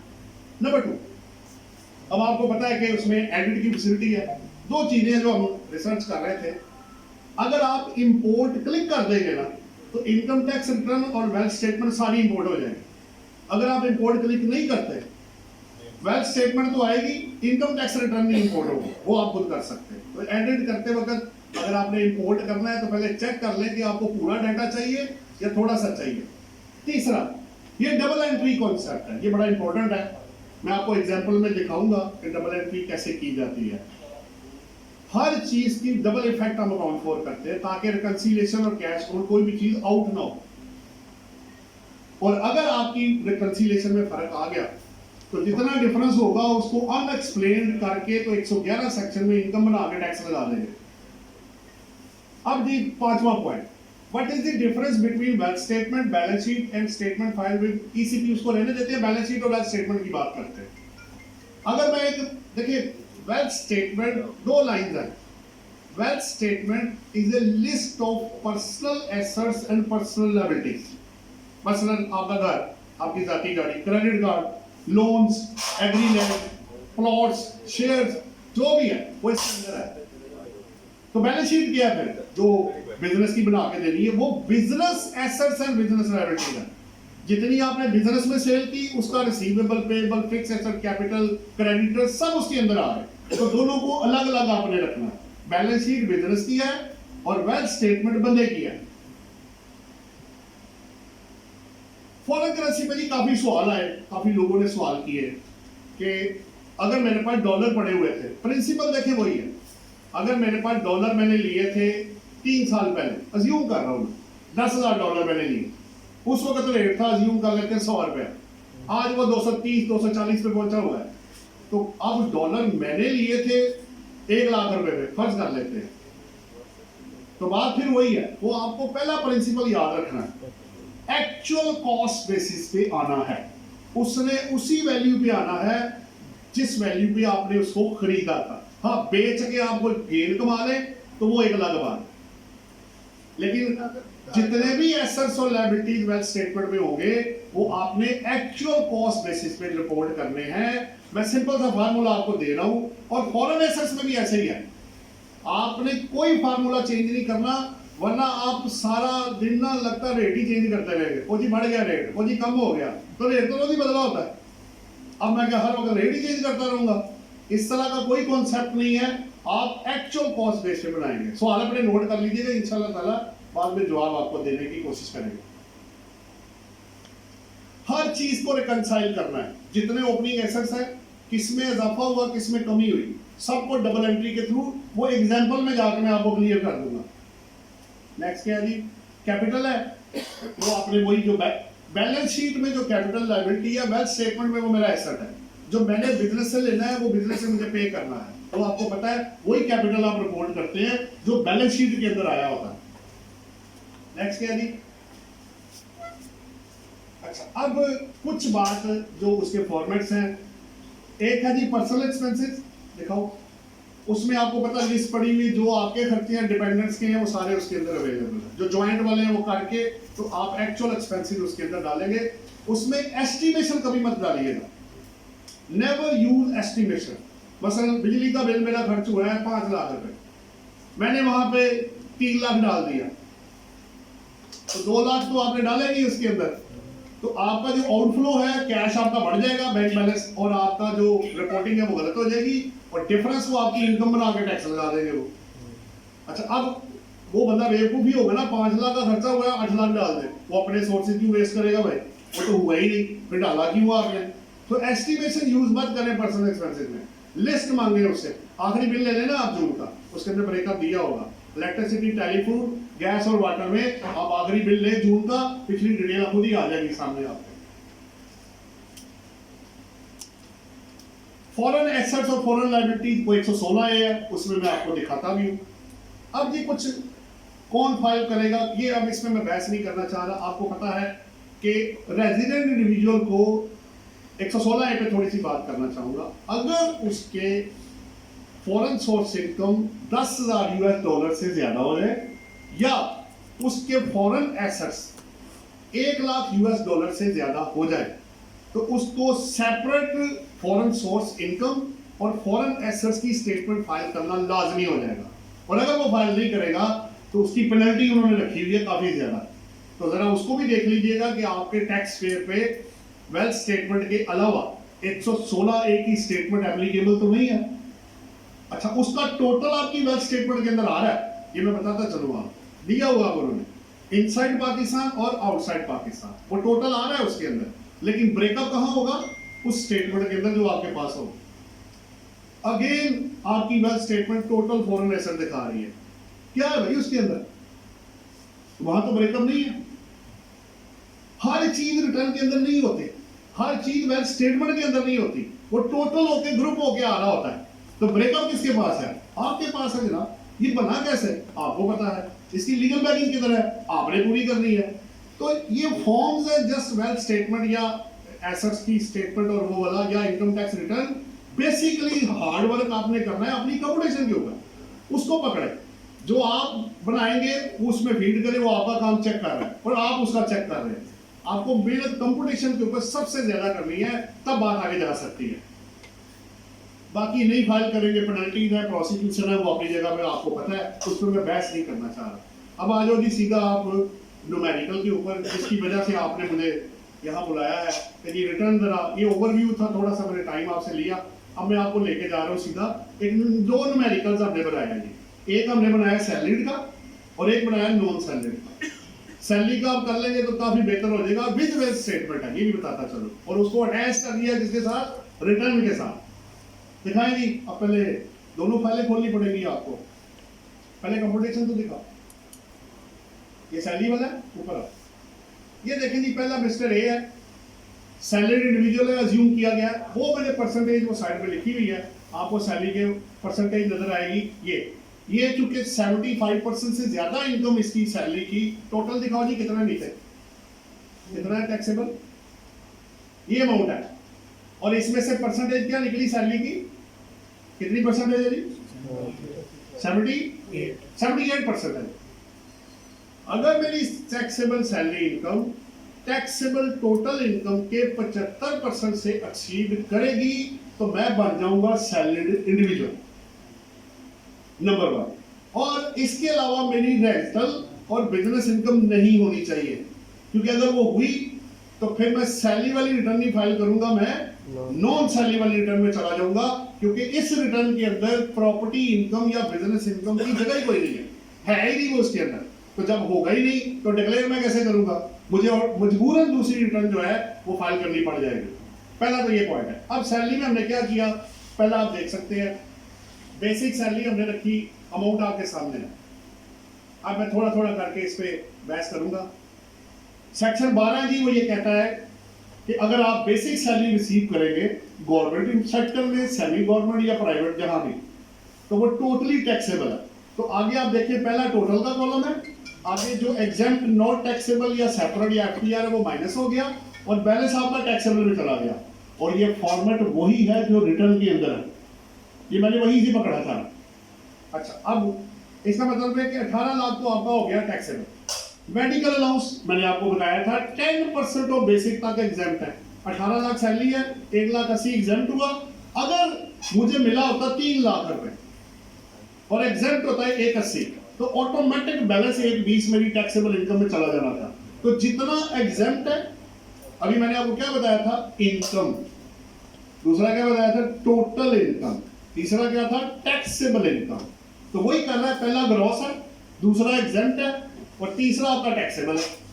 सो आपके सामने है मेडिकल लॉस हो गया, तीसरा क्या जी, देखो क्या नाम है, एक्सपेंसेस की रीइंबर्समेंट। ये बड़ा इंटरेस्टिंग पॉइंट। अगर आप ऑफिशियल पर्पस के लिए अपने ऑफिस के लिए बाहर जाते हैं, कहीं भी बैंक में, क्लाइंट के पास, सप्लायर के पास, मुल्क से बाहर कोई भी काम करने जाते हैं और वो पैसे आपको वापस कर देते हैं, तो भाई वो मेरा जाती टूर तो था नहीं, फैमिली टूर तो था नहीं, वो तो था मेरा पर्सनल टूर, वो उसका बिजनेस टूर था। तो जितने वो पैसे आपको वापस करेंगे जो आपने खर्च किए होंगे एज पर बिल जो आपके पास होंगे, वो सारे ही एग्जेम्प्ट फ्रॉम टैक्स। लेकिन अगर इसमें मैं ये कहूँ यार तुम अब देखो फैमिली के साथ चलो गए हो तो तुम ऐसे करो 50,000 मेरी तरफ से और ले लो। अगर आपके पर्सनल बेनिफिट के लिए कोई एक्सपेंसेस की रीइंबर्समेंट हुई तो वो टोटली चार्जेबल टू टैक्स होगा। ये आपने नोट करना है। लोगों के बैंक स्टेटमेंट में ना पैसों की रीइंबर्समेंट हो रही होती है, तो आपने पूछना ये है कि भाई ये बताओ कि ये टूर तुम्हारा पर्सनल था कि ऑफिशियल था। अगर तो वो ऑफिशियल हुआ तो वो एग्जेम्प्ट है सारा, और अगर वो आपका पर्सनल हुआ तो वो टोटली चार्जेबल टू टैक्स होगा। बेसिकली बात ये हो रही है। मिलते हैं लोगों को पैसे। मेरा बल्कि मैं एग्जांपल दे देता हूँ, मेरा दोस्त है, वो हेड था एक इदारे का, तो ब्रांच थी उसमें बैठा हुआ था, तो उसके पैसे जब आए तो पता लगा 2-2.5 लाख तो उसकी सैलरी थी, वो तो आ रही थी, तो साथ ना और अमाउंट आनी शुरू हो गई। वो करोड़ में से प्लस ऊपर पहुंच गया। मैंने कहा भाई ये क्या हो रहा है, ये बाकी पैसे किधर से आए तुम्हारे पास? उसने कहा जी हेड ऑफिस वाले क्या करते हैं, हम उनको बिल बना के देते हैं कि जनाब ये हमारे, वो हमने एक तो उन्होंने फिक्स किया हुआ है कि महीने का उन्होंने हमें 20-25 लाख देना है, वो मेरे अकाउंट में फेंक देते हैं, फिर मैं उसके बिल बना के देता हूँ कि जी कहाँ कहाँ खर्च हुआ, फिर वो उतना डिफरेंस मुझे फिर ट्रांसफर कर देते हैं। मैंने कहा देखिए 2 चीजें आपके पास है, बेहतर यह है कि उसका अकाउंट अलग कर दे, क्योंकि कल को अगर उन्होंने पकड़ लिया तो जस्टिफाई करना हो तो जाएगा ये, लेकिन पहली हियरिंग में नहीं होगा, मैं ये अपील में जाके कराना पड़ेगा कि ये पैसा इसका नहीं है भाई, ये पैसा हेड ऑफिस का है, ये कंपनी का है, ये इसने टैक्स इसमें पे नहीं करना। तो जो पैसा आया है उसका जवाब मेरे पास होना लाजमी है। बेसिकली ट्रांजैक्शन को कवर करना लाजमी है। चौथा वैल्यू पर्पज। अगर आपको कोई बेनिफिट दिया गया, मसलन आपको मैंने पूछा यार कितने तुम्हारे एम्प्लॉइज हैं घर में, आपने कहा जी कुक है, ड्राइवर है, 2-4 बंदे डाल के 3-4 लाख मेरा खर्चा हो जाता है। ऑफिस वाले ने, एम्प्लॉय ने कहा भाई ऐसे करो, सारे का सारा ऑफिस तुम्हें पे करेगा, हम पे करेंगे, आपका बेनिफिट है। फर्ज करें 3 लाख रुपए सैलरी है 3 बंदों की, अज्यूम कर रहा हूं मैं, तो 3 लाख आपका बेनिफिट है, आपकी इनकम में ऐड हो जाएगा। लेकिन अगर वो कहे जी इसमें से आधा मैं दूंगा आधा तुम दोगे, तो जितना एम्प्लॉयर आपको देगा वो आपका बेनिफिट निकल आएगा। बेसिकली वो बेनिफिट पर्पसेस के अंदर जो है वो शामिल किया जाता है। बाकी सेक्शन इसका 13 है, डिटेल आप देखना चाहेंगे तो उसके अंदर है। लास्ट है प्रॉफिट इन लीव और इन एडिशन। सैलरी में बड़ा इंटरेस्टिंग पॉइंट है।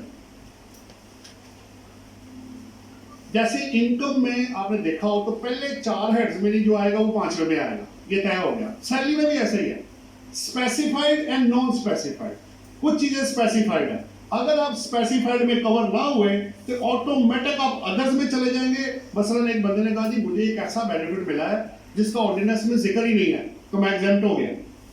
तो एग्जेम्प्ट ऑटोमेटिक नहीं होता भाई। बात यह है कि उन्होंने अदर्स का एक हेड बनाया हुआ है कि अगर स्पेसिफाइड के अंदर bonus, fee, commission, over time, compensation, loss of employment, gratuity, annuity, pension, अगर आप उसके अंदर ना आए तो ऑटोमेटिक आप अदर्स के अंदर चले जाएंगे। फिर आगे देखा जाएगा कि कितना एग्जेम्प्ट है और कितना नॉन एग्जेम्प्ट होगा, वो एक बार की बात है। लेकिन इनकम छूटी कोई नहीं है, इनकम कोई छोड़ी नहीं हुई उन्होंने। कोई बंदा ये नहीं कह सकता कि मेरी इनकम का तो जिक्र ही कोई नहीं है तो मैं नहीं इसमें आता, ऐसा कोई जगह नहीं अवेलेबल है, क्योंकि इसकी रिफाइनिंग भी फेज वाइज बहुत जबरदस्त हुई है। ये था जी सैलरी इनकम।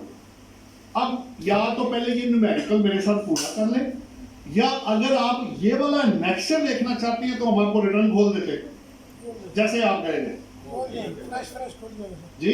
न्यूमेरिकल पूरा कर ले, पहले एक दफा पूरा कर ले, तो उसमें तो जस्ट फीड ही करना फिर आपने जाके, बाकी तो फीडिंग ही रह जाती है।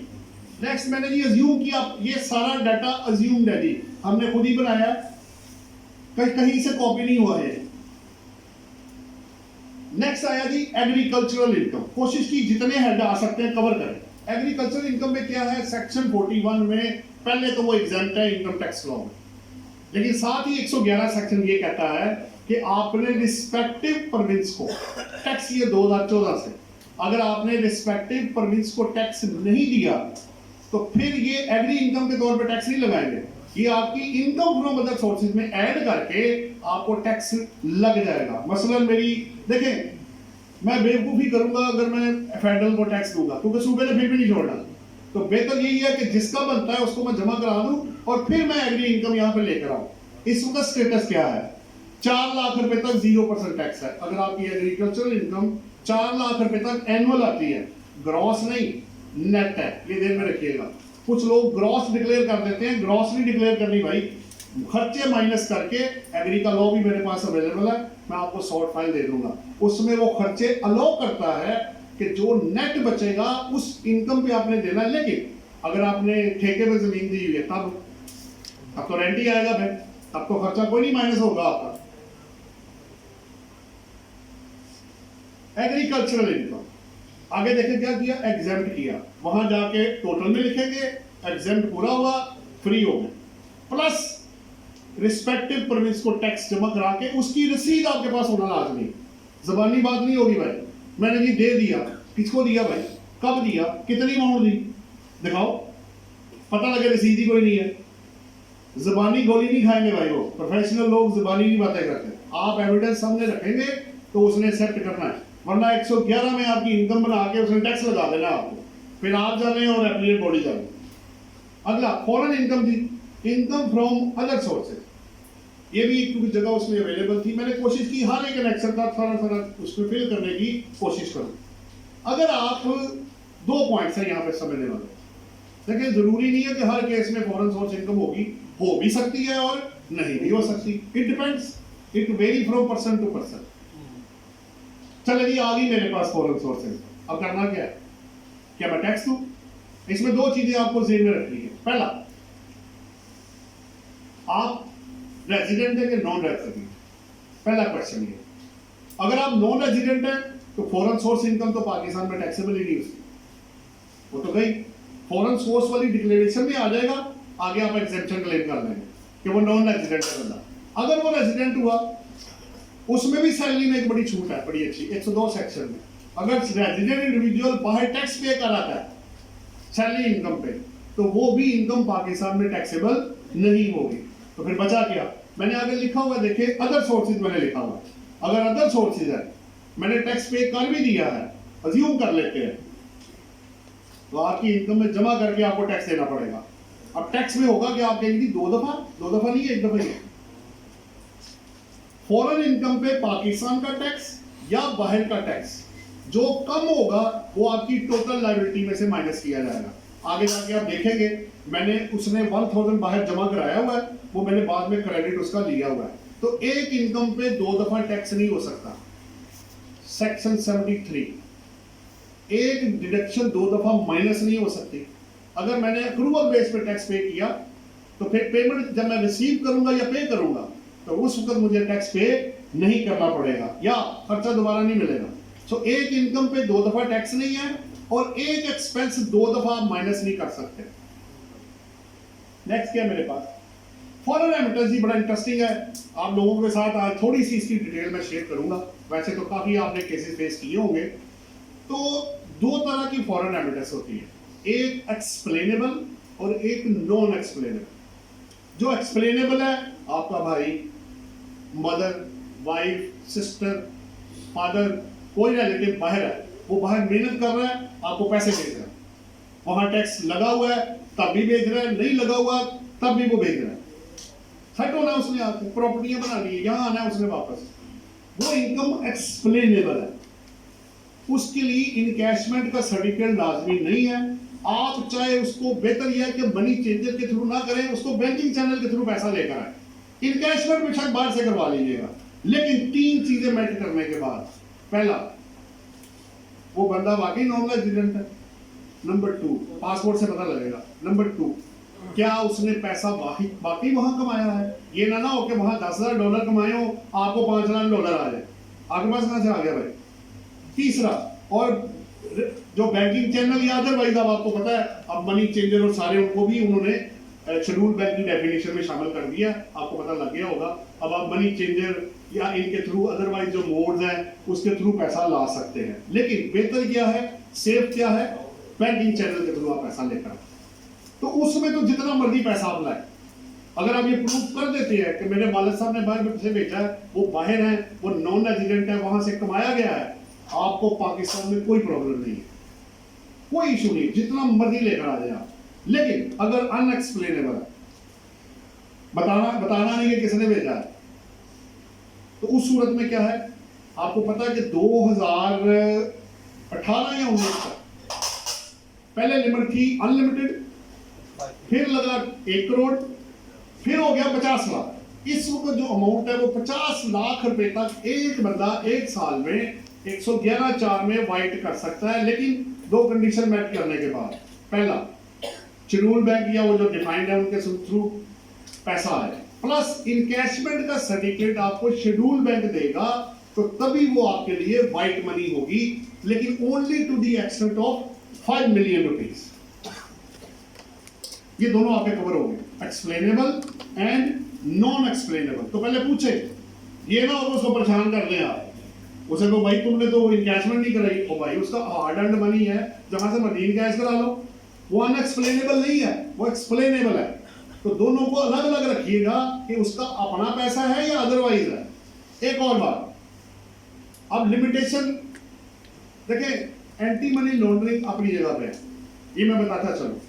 अब आपको हर साल 50 लाख आ रहा है, कल को क्वेरी मार्क हो जाएगी एंटी मनी लॉन्ड्रिंग की, भाई ये तुमसे ही क्यों लोग मोहब्बत करते हैं, कि तुम्हें क्यों 50 लाख दफा आ जाता है, ये चक्कर क्या भाई, जरा बताओ तो सही, वो बंदा कौन है बाहर जो तुम्हें भेज रहा है।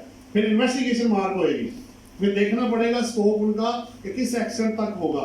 लेकिन बेहतर यही है कि अब अनएक्सप्लेनेबल को ना ही बीच में लाया जाए तो बेहतर है, और जो एक्सप्लेनेबल है उसमें तो मैंने आपको बताया कोई प्रॉब्लम नहीं है। नेक्स्ट है जी मेरे पास कैपिटल गेन, ऊपर करो इसको अंदर। कैपिटल गेन जी बड़ा इंटरेस्टिंग है, इसमें आपको 4 चीजें समझनी पड़ेगी। ये हेड 1 है, सब हेड आगे 4 है। पहला, अगर मैं सिंपल ले लेता हूं, अगर वो कैपिटल एसेट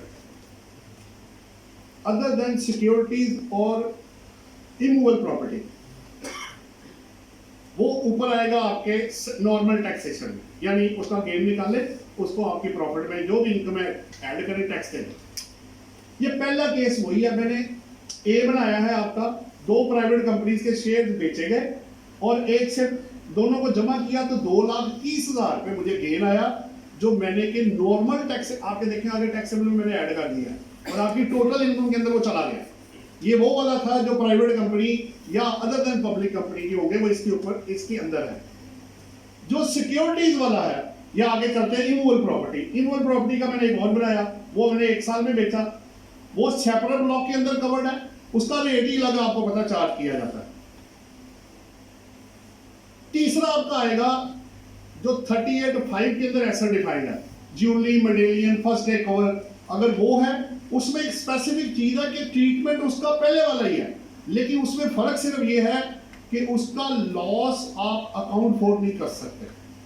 मसलन मैंने ज्वेलरी बेची, मैंने ली थी 2 लाख रुपए की, मैंने 180 की बेच दी, आप ज्वेलरी पे लॉस नहीं बुक कर सकते कैपिटल एसेट के तौर पे, बिजनेस में कर लीजिएगा वो अलग चीज है। सो 3 एसेट हो गए आपके। फिर आ गया आपका सिक्योरिटीज और इमूवेबल प्रॉपर्टी, ये दोनों सेपरेट ब्लॉक में हैं, इनके रेट्स अलग होंगे, इनको अलग तौर पे टैक्स किया जाएगा। सो एक मैंने पकड़ा प्राइवेट कंपनी वाला, एक मैंने पकड़ा इमूवेबल प्रॉपर्टी, और तीसरा मैंने पकड़ लिया आपका पब्लिक कंपनी के जो शेयर थे सिक्योरिटीज वाले, उसको मैंने निकाला। वो जो गेन आपका 60 एक और 40 एक आया, इसको मैंने इनकम में आगे नहीं मैं लेके गया, क्योंकि इसका ब्लॉक सेपरेट है और इसमें रेट भी अलग से चार्ज होना है, और रिटर्न में ये अलग पड़ा हुआ है, जेब में रखिएगा। 230 अलग जाएगा और 1 लाख आपका अलग जाएगा, और इमूवेबल प्रॉपर्टी आपका अलग जाएगा, और अगर ज्वेलरी और वो वाले हुए तो वो पहले के साथ मर्ज होंगे। तो 4 तरह के एसेट्स हैं जो सेक्शन 37 से और 38(5) में पड़े हुए हैं। तो जिस तरह का एसेट होगा उसी तरह की कैलकुलेशन होगी और उसके मुताबिक उस पर टैक्स चार्ज किया जाएगा। मैं अभी आपको दिखाता हूँ कि ये जो जो कैलकुलेशन हो रही है ये कहाँ कहाँ जाके आगे फीड हो रहा है। नेक्स्ट क्या जी, देखो अदर सोर्सेज। इसमें हमने बहबूद सर्टिफिकेट की बड़ा कॉमन क्वेश्चन ये रहा लास्ट ईयर भी लड़ाई पड़ी गई। इस दफा अभी भी वही है, क्योंकि इसमें बहबूद सर्टिफिकेट में ये होता है 2 पॉइंट्स है। पहला, ये वो लोग जिनकी उम्र 60 साल या उससे प्लस होती है first day of the tax year पे, ये उनको मिलता है। उसके अलावा दूसरा बंदा कम उम्र वाला उसको बहबूद सर्टिफिकेट नहीं मिल सकता, वरना उसको मिलेगा रेगुलर इनकम सर्टिफिकेट या स्पेशल सर्टिफिकेट या डिफेंस सर्विस सर्टिफिकेट। अब होगा क्या, फैसिलिटी ये है कि बहबूद सर्टिफिकेट पे विदहोल्डिंग टैक्स नहीं होता, वो काटेंगे नहीं टैक्स, आप ग्रॉस अमाउंट आपको दे देंगे। जब आपके पास ये आ जाएगा आप अपनी रिटर्न में इसको डालेंगे। मैक्सिमम रेट 10% है और अगर नॉर्मल टैक्स इससे कम हुआ तो आप वो दे सकते हैं। मसलन मेरा प्रॉफिट ऑन बहबूद सर्टिफिकेट आ गया 4 लाख, अज्यूम कर लेते हैं मेरी और कोई इनकम नहीं है, मुझे यही आया, टैक्स मेरा नहीं कटा, 4 लाख मेरे पास आ गया। 4 लाख में नॉर्मल टैक्स क्या होगा 0% और मैक्सिमम क्या होगा 40,000 रुपए। तो लोअर कौन सा है 0, तो उसका credit to date tax and return आपको ऑटोमेटिक दे देगी। लेकिन उसमें 2 कंडीशन है, आपका पीछे जो प्रोफाइल है ना उसमें एज सही एंटर होनी चाहिए और वो 60 जब काउंट करें तो 60 प्लस होनी चाहिए। हमारे केस में हो गया, हमने कैलकुलेशन की, सारा माइनस किया, जब अंदर डाला तो वो रिडक्शन ही ना दे, वो नॉर्मल टैक्स लगाई जाए। हम परेशान की यार ये हो क्या रहा है, ये तो इसका रेट 20 में पहुंचा हुआ है, इसको 10% माइनस करना चाहिए था। जब गौर से उसको प्रोफाइल को जाकर चेक किया तो डेट ऑफ बर्थ ही गलत एंटर हुई थी। फिर दोबारा एनआईसी भेजा गया, उन्होंने कहा सर इसकी डेट जरा एंटर सही करें। जैसे ही उसने प्रोफाइल अपडेट किया ऑटोमेटिक रिटर्न ने उसका क्रेडिट मुझे दे दिया। तो जरा उसको देख लीजिएगा, ये बेनिफिट इसके अंदर अच्छा अवेलेबल है। 60 के बाद जिंदगी बचती भी कितनी आपको पता है, तो वो बेनिफिट कितना होगा, कब तक जिंदा रहेगा, ये उनको सीनियर सिटीजन को पेंशनर अकाउंट, बहबूद सर्टिफिकेट और पेंशनर सर्टिफिकेट, ये तीनों इसी कैटेगरी में शामिल है। फिर क्या जी, प्रॉफिट ऑन डेट, वो आपको पता है 15% पे जी। इस वक्त 50 लाख से ऊपर जाएंगे तो नॉर्मल टैक्सेशन और 50 लाख के कम होगा तो सेपरेट ब्लॉक में 15% आप टैक्स देंगे। नेक्स्ट क्या जी, देखो पेंशन। अच्छा, पेंशन 2 तरह की है, बड़ा इंटरेस्टिंग पॉइंट मैं आपसे शेयर कर रहा हूँ। एक पेंशन वो है जो मैं रिटायर हुआ, जॉब की मैंने, मुझे पेंशन आई गवर्नमेंट सेक्टर से, वो क्लॉज 8 से लेके 13 तक सेकंड शेड्यूल पार्ट 1 में एग्जेम्प्ट गवर्नमेंट एम्प्लॉय की एग्जेम्प्ट फ्रॉम टैक्स है। अच्छा, एक ये है कि बंदे की डेथ हो गई है, उसकी मिसेज या बच्चों को पेंशन आ रही है, तो अब क्या ये तनख्वाह है उनकी? नहीं, ये आएगी इनकम फ्रॉम अदर सोर्सेज में इसमें। और एग्जेम्पशन उसी तरह ही है, एग्जेम्पशन जो गवर्नमेंट एम्प्लॉय की थी वो इंटैक्ट है, बट हेड ऑफ इनकम क्या होगा, क्योंकि वो एम्प्लॉय नहीं है इसलिए उसकी इनकम फ्रॉम अदर सोर्सेज के अंदर जाके आप एग्जेम्पशन अवेल कर लेंगे। और अगर एग्जेम्पशन नहीं है तो फिर नहीं मिलेगी, ये टैक्सेबल हो जाएगा। अच्छा जी, अब यहाँ आपकी क्या आ गई, इनकम आ गई। देखें जी टोटल इनकम, अब हेड ऑफ इनकम कौन कौन से जमा किए, देखो उधर दिखाओ आखिरी कॉलम। अब ये सैलरी, फिर क्या फॉरेन सोर्स इनकम है, फिर कैपिटल गेन और फिर अदर सोर्सेज वाला, और ये कितना हो गया। और इसमें से अब डिडक्टेबल लॉसेस दिखाओ जी, जो पढ़ाए थे 2 है जी, इसके अंदर हमने अज्यूम किया है ज़कात अंडर दी ज़कात एंड उशर ऑर्डिनेंस। अगर आप किसी रिलेटिव को, फकीर को अदरवाइज ज़कात दे देते हैं, वो इसमें शामिल नहीं है। ज़कात अंडर दी ज़कात एंड उशर ऑर्डिनेंस, और रसीद आपके पास होगी और वो ज़कात उशर ऑर्डिनेंस के मुताबिक होगी, फिर आप ये ज़कात माइनस कर सकते हैं। दूसरा क्या है, प्रॉफिट ऑन डेट। ये बेसिकली ये है, अगर आप कोई लोन अक्वायर करते हैं for the acquisition of new house या कंस्ट्रक्शन ऑफ न्यू हाउस, तो उसमें जो मार्कअप आप पे करेंगे उसमें लिमिटेशन के साथ 60 जो आपका इसमें जो रेलिवेंट दिया सी या डी का है, उसके सेक्शन के अंदर जाके तो आपको क्रेडिट मिलेगा, डिडक्टेबल अलाउंस है। ये टोटल इनकम में से माइनस होना है। आगे दिखाओ, ये हमने अज्यूम किया 2 फिगर्स, और नीचे आ गया एक एजुकेशन वाला। एजुकेशन की क्योंकि इनकम 25 लाख से ज्यादा है तो एजुकेशन वाला क्रेडिट डिडक्टेबल अलाउंस नहीं मिल सकता। तो ये आपके पास जी टैक्सेबल इनकम आई। अब जरा टैक्स दिखाओ जी कैसे बनाया।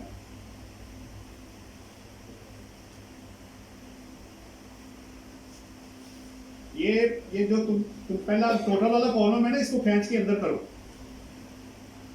ऊपर से, उधर उधर उधर उधर उधर उधर शुरू में भाई शुरू में इसको अंदर करो। अब ठीक है, अब आओ उधर साइड में, पूरी स्क्रीन नजर आएगी।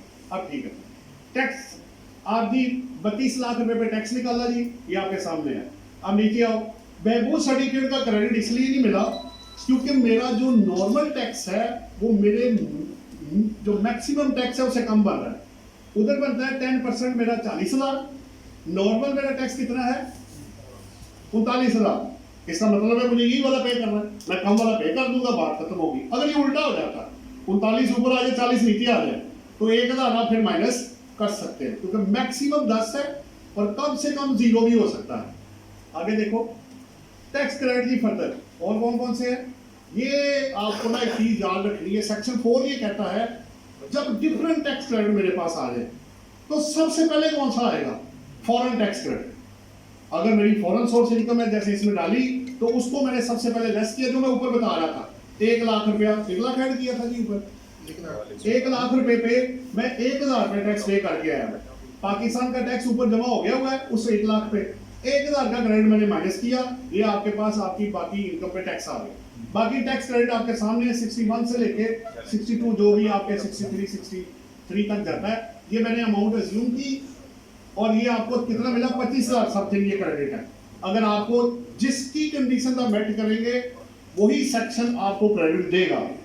रिटर्न में उन्होंने बड़ा सिस्टमैटिक किया हुआ है, जैसे मैं फिगर डालता हूं जो इनडिविजिबल है वो फारा कर देगा, वो उतने में ही आपको देगा जो सेक्शन ने फिक्स किया हुआ है। ये मैं आपको बताता चलूं। अच्छा नीचे आप क्या जी जितने आपने पेड किए ड्यूरिंग द ईयर वो आप देख ले, नहीं सॉरी एफटीआर का पहले टैक्स निकालो। नीचे आपका था वो प्लॉट वाला, लॉन्ग टर्म सिक्योरिटी वाला, डिविडेंड वाला, प्रॉफिट ऑन डेट, ये सारे टैक्स निकाल के जमा किए गए। और नीचे फिर आगे जितने आपने पे किए थे, नीचे आओ आप दिखाओ, ये जो पे किए थे एंड पे आपका बैलेंस पेबल आ गया है 5299 पे आपका पेबल आ गया। अब ये मैंने पेबल जानबूझ के निकाला, अगर मेरे पीछे रिफंड पड़े हुए हैं अब आपको एडजस्टमेंट कोई नहीं मिलने, ये पैसे जमा कराने पड़ने हैं। ये जमा कराऊंगा, सीपीआर जनरेट होगा, अटैच होगा तो तब मेरी रिटर्न आगे जाएगी। ये मैं आपको बताता चलूं, ये बड़ा स्ट्रिक्टनेस आ गई इसके अंदर। कंप्लेन हुई है, लिटिगेशन हो रही है, हम कह रहे हैं जी दे हमें आप, वो कह रहे हैं जी ये फेक है, फ्रॉड है। हम कहते हैं जी जो सही है उसको दे दे।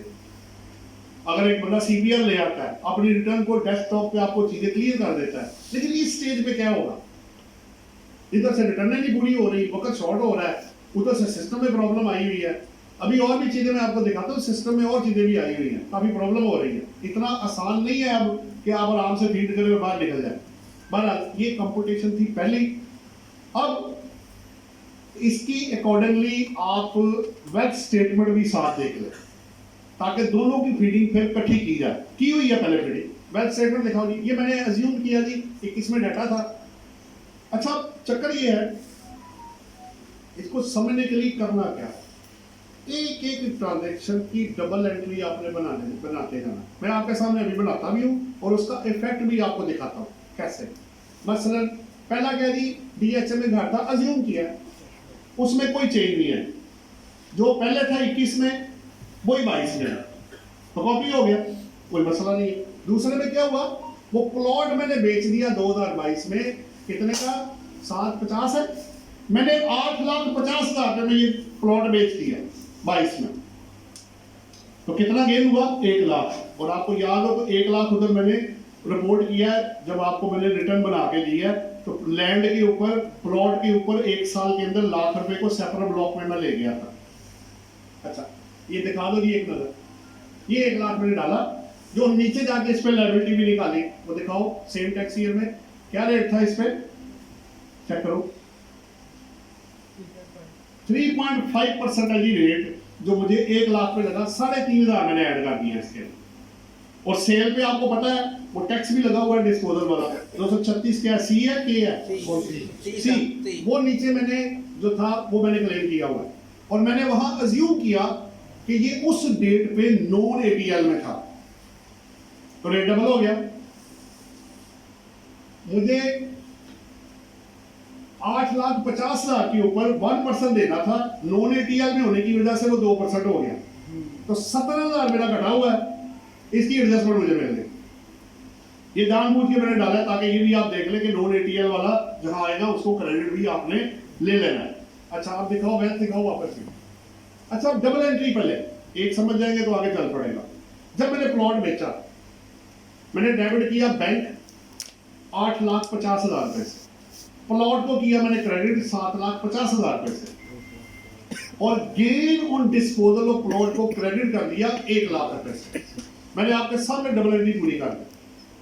मेरे bank cash and bank balance में जाएगा 8.5 लाख रुपए, प्लॉट ऊपर से निकल जाएगा और गेन मेरा रिकंसिलिएशन में आ जाएगा। दिखाओ जी डबल एंट्री पूरी, कितना गेन है? 1 लाख रुपया गेन रिकंसिलिएशन में आ गया। बैंक में दिखाओ जी कैश अकाउंट में जो पैसे गए 8,50,000, ये 8,50,000 मेरा बैंक में आ गया और ऊपर से मैंने वेल्थ में 7.5 लाख डिलीट कर दिया। ऊपर ले जनाब, ये आपकी डबल एंट्री मैंने पूरी कर। आपने हर आइटम को इस तरह टैली करना है, जो आएगा वो भी और जो जाएगा वो भी। मसलन आगे देखिए, मैंने एक प्लॉट खरीदा जी, कितने का? 10 लाख रुपए का मैंने प्लॉट लिया है। डबल एंट्री क्या होगी? प्लॉट डेबिट हो जाएगा और बैंक या कैश क्रेडिट हो जाएगा। यहां एक दो चीजें समझना बहुत जरूरी है। इस वक्त ना 75A सेक्शन लगा हुआ है, वो ये कहता है कि अगर मैं कोई इमूवेबल प्रॉपर्टी खरीदूंगा 50 लाख रुपए से ज्यादा की, तो पेमेंट थ्रू क्रॉस चेक होएगी या अकाउंट से अकाउंट में ट्रांसफर होगा। और अगर मैं कोई मूवेबल एसेट खरीदता हूं, जैसे गाड़ी खरीदी 10 लाख से ज्यादा की, तो वो भी थ्रू क्रॉस चेक या बैंकिंग चैनल के थ्रू पेमेंट होगी। अच्छा मैं नहीं करता ऐसे, मुझे नहीं पता लगा, मैंने पेमेंट 1 करोड़ की प्रॉपर्टी की कैश में कर दी, तो उसकी फेयर मार्केट वैल्यू का 5% पेनल्टी लगेगी, नंबर 1। और नंबर 2, जब आप इसको बेचेंगे, अगर बिजनेस एसेट हुआ तो डेप्रिसिएशन ही मिलेगी, और अगर कैपिटल एसेट हुआ तो ये कॉस्ट माइनस नहीं की जाएगी। तो पाबंदी लागी दोनों तरफ से कि अगर आपने इमूवेबल प्रॉपर्टी खरीदनी है 50 लाख से ज्यादा की और मूवेबल एसेट 10 लाख से ज्यादा का, तो पेमेंट कैसे होनी है? क्रॉस चेक के थ्रू।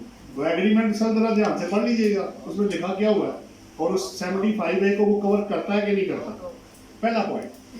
अब मैंने प्लॉट खरीदा, प्लॉट डेबिट, बैंक क्रेडिट, कितने से? 10 लाख से। दिखाओ जी, प्लॉट के ऊपर 10 लाख का आ गया, बैंक में से आउटफ्लो में 10 लाख दिखाओ सबको, आ गया। ये डबल एंट्री मैंने आपकी फिर पूरी कर दी। इस तरह करते करते हर ट्रांजैक्शन की डबल एंट्री मैंने पूरी की और एक वेल्थ पूरी आपकी बना के रिकंसाइल कर दी है और नीचे कैश एंड बैंक बैलेंस भी ऊपर शिफ्ट कर दी है। अब जरा रिटर्न दिखाओ और उसमें फिगर्स दिखाओ जरा। अगर आपको कोई चीज आप कहेंगे जी मजीद कर दे, तो मैं मजीद कर दूंगा। अभी रिटर्न दिखाओ। अब ये फिगर्स जो आपको कंप्यूटेशन में मैंने दिखाई हैं, वो उठा के एज इट इज आपकी रिटर्न के अंदर फीड होने लगी। ये मैंने अपनी प्रोफाइल में अपने में एंटर कर दिया।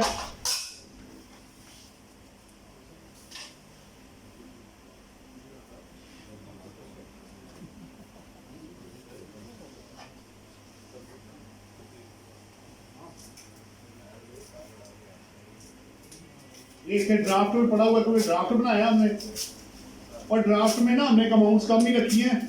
वो किसी बंदे ने ना कराची में कोई 4 करोड़ रुपए का चालान बनाया, उसने लर्निंग पर्पज के लिए बनाया, तो उधर से शो का नोटिस इशू हुआ कि भाई ये 4 करोड़ का फोन आ गया, 4 करोड़ कब जमा करा रहे हैं।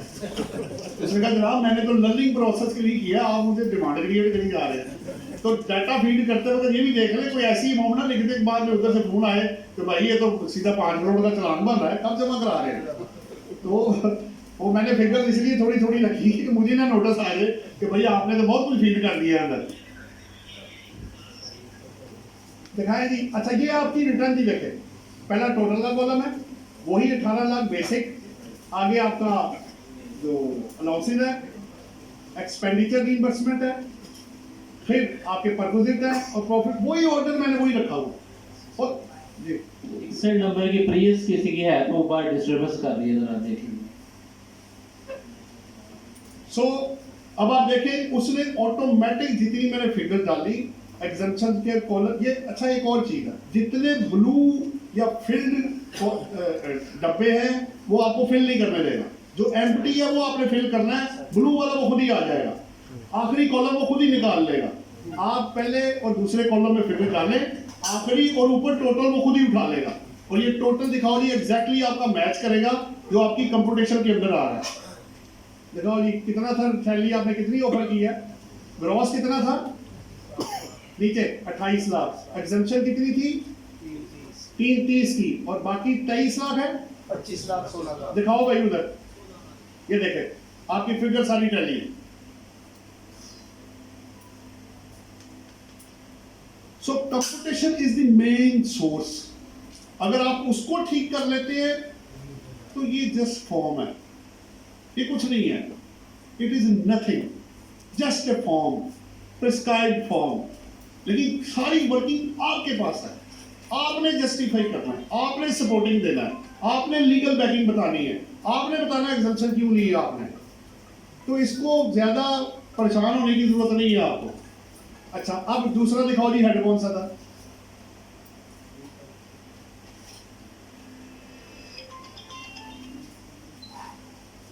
कैपिटल एसेट आ रहा है, ये वो 230 जो मैंने आपको बताया था, ये वो वाला जो प्राइवेट कंपनीज के ऊपर आपको गेन हुआ था। इसमें देखिए ना गेन ना सेल प्राइस है ना कॉस्ट है, नेट फिगर इधर आ रही है।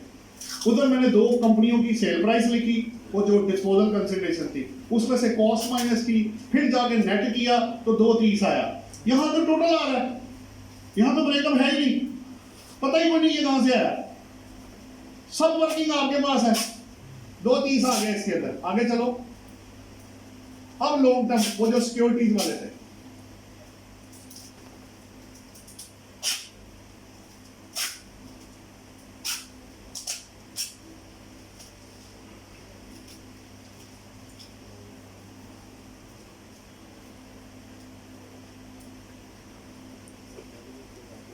सिक्योरिटी क्योंकि सेपरेट ब्लॉक ऑफ इनकम में है, उसका रेट सेपरेट है,